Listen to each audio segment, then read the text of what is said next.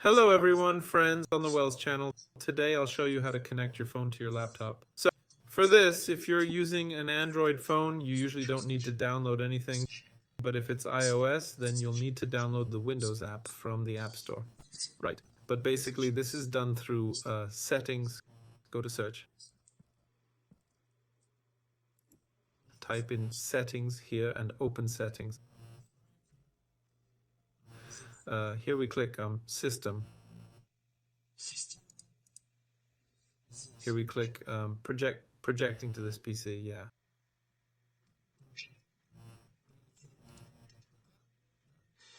And then set the settings the same as mine. There. After that, on your Android phone, open the top menu and go to the screencast tab. Like this. Then your device will it'll show up here. Oh, you need to be connected to the same Wi-Fi. That's important. Right, to the same network. There. After that, the device will show up here and you can connect to it. That's it. This was Wells. See you all later.